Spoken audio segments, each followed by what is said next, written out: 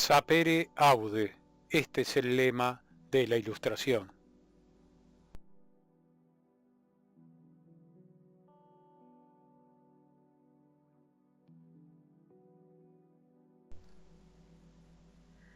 La Ilustración, introducción y contexto histórico. La Ilustración nace en Gran Bretaña, donde alguno de los rasgos fundamentales del movimiento se dio antes que en otro lugar, pero donde realmente se asentó fue en Francia, donde la admiración por la cultura y las tradiciones inglesas fueron difundidas por Voltaire, produciéndose en este momento su cuerpo ideológico, el enciclopedismo, nombre que toma en Francia, con sus principales representantes como Montesquieu, Diderot, Rousseau, Buffon, etc. Es por lo tanto un movimiento intelectual e histórico que ocupará la mayor parte del siglo XVIII, aunque otros prefieren llamar a este siglo con el nombre de la Era de la Razón o Era de las Luces.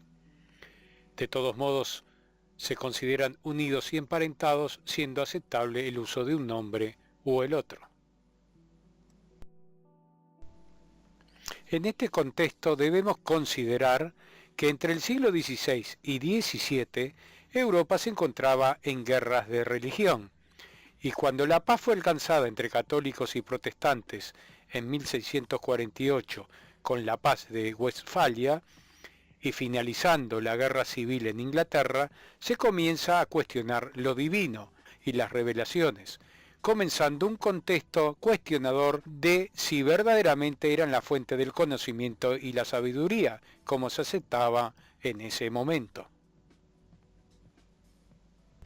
Es interesante recordar del siglo anterior, el XVII, la revolución científica sin precedentes que alcanza su máxima expresión con Galileo, Newton, Descartes y Spinoza, que con su ética expone una visión panteísta del universo, basado fundamentalmente en una filosofía de axiomas.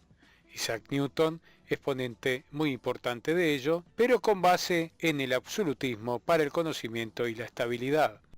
No olvidemos, como dijo Newton, que sus descubrimientos y leyes de la mecánica estaban soportados por los grandes hombros de Galileo, Pascal y Leibniz. Con esto queremos resaltar que la Ilustración también comienza a gestarse sobre ideas de estos grandes pensadores y filósofos anteriores al siglo XVIII. No es un error denominar la era de la razón. En realidad, la razón y la Ilustración están ligadas principalmente en Kant. Esta es una breve reseña de los principales filósofos de la Ilustración.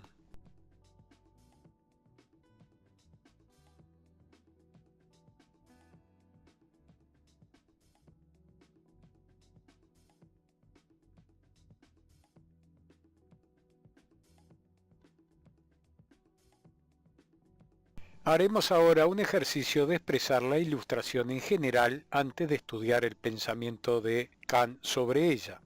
Podemos decir que es la ideología y la cultura elaborada por la burguesía europea en su lucha con el absolutismo y la nobleza. También puede ser definida como la culminación del racionalismo renacentista. La Ilustración es la crítica que adopta la burguesía frente al orden ya establecido.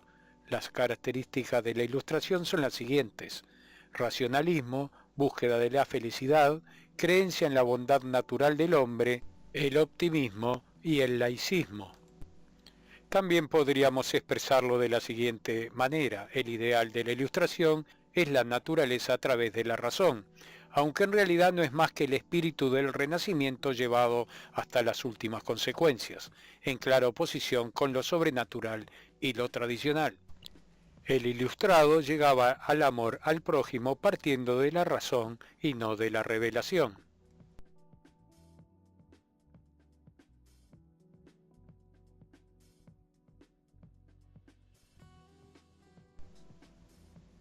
La obra de Kant es muy extensa e importante, que llega con total vigencia hasta nuestra época, y se la divide en tres períodos.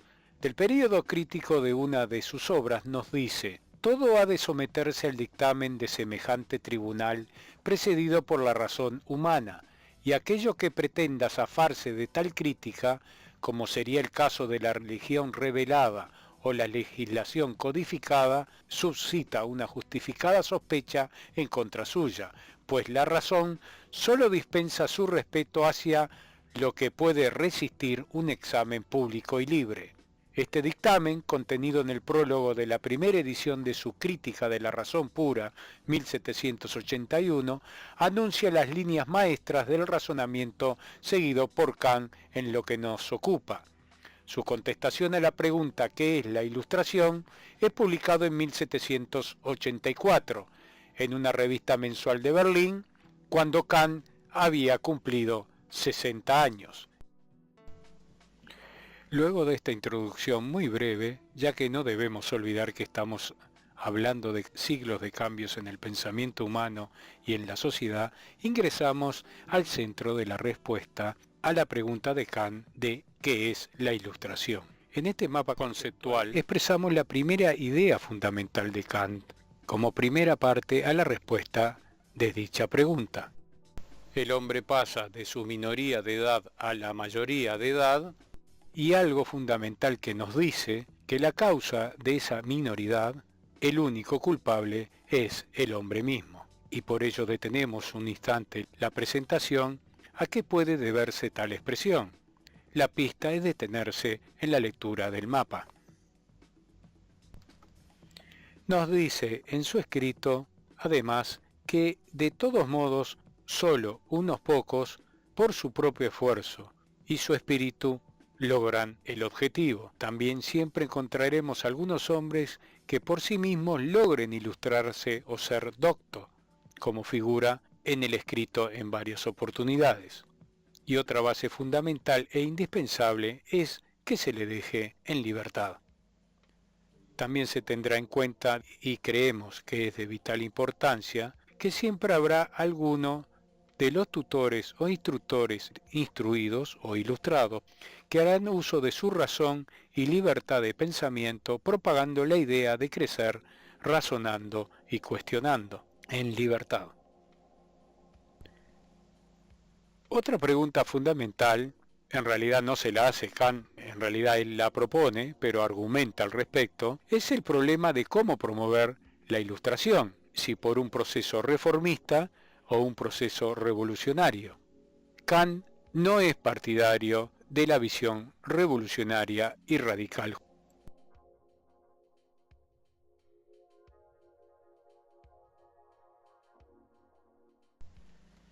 Según Kant, la revolución no es una solución, ya que quizás logremos la caída del despotismo vigente, pero seguramente daríamos lugar a otra posición interesada y ambiciosa. El modo de pensar o razonar y atreverse a ello tiene que ser producto de la libertad, porque ella es la más inofensiva de todas las exigencias.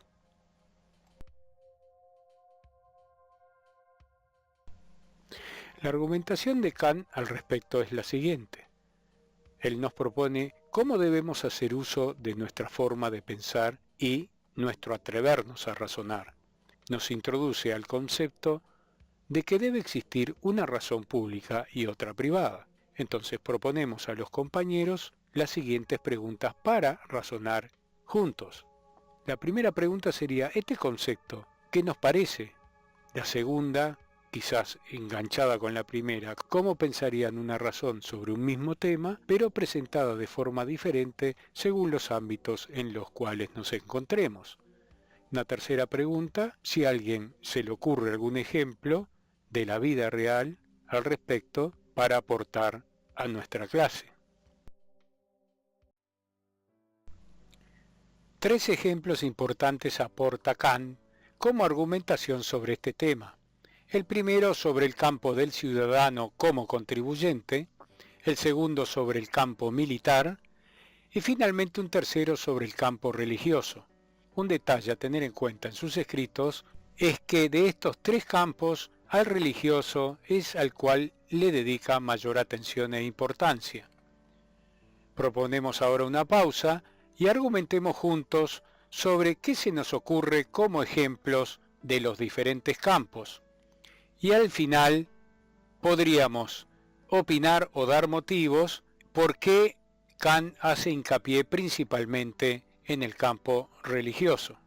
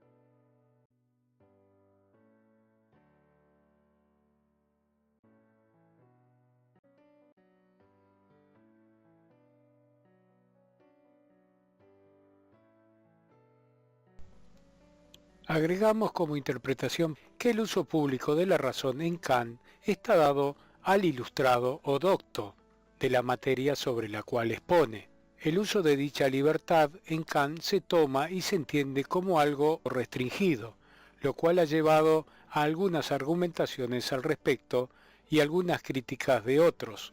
El tema, según nosotros, es entender que Kant admite un orden, en su caso del tipo monárquico, pero que dicho monarca debe ser ilustrado o docto. Es el caso del rey Federico II el Grande, al cual admira, ya que a pesar del absolutismo y su ejército para imponerlo, admitió la libertad de pensamiento de sus súbditos, al uso público de la razón sobre dichas temáticas, siempre y cuando siendo docto en la materia, y que llevasen a la felicidad y al mejor entendimiento entre los ciudadanos, y por qué no, también la nobleza. No miremos esto desde nuestra libertad actual, debemos mirarlo en el contexto de la época en que difícilmente el hombre común, inclusive la burguesía cada vez más poderosa, podía expresarse libremente. De todos modos sabemos en dónde terminó el cuello y cabeza de algún monarca más adelante. El proceso de cambio ya estaba en marcha con la Ilustración. Volvemos al tema que nos compete, y es el uso público de la razón en el campo religioso y su importancia dada.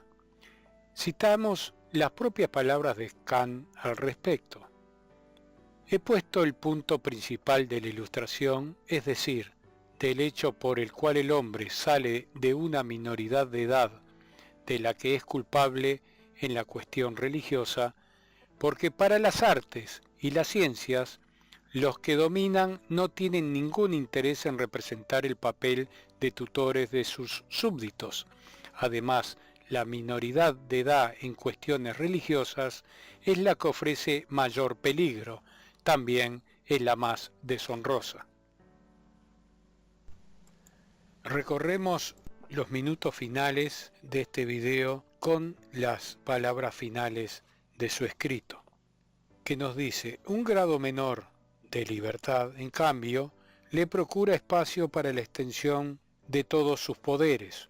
Una vez que la naturaleza, bajo esta cáscara dura, ha desarrollado la semilla que cuida con extrema ternura, es decir, la inclinación y la disposición al libre pensamiento, ese hecho repercute gradualmente sobre el modo de sentir del pueblo, con lo cual éste va siendo poco a poco más capaz de una libertad de obrar, y hasta en los principios de gobierno, que encuentra como provechoso tratar al hombre conforme a su dignidad, puesto que es algo más que una máquina.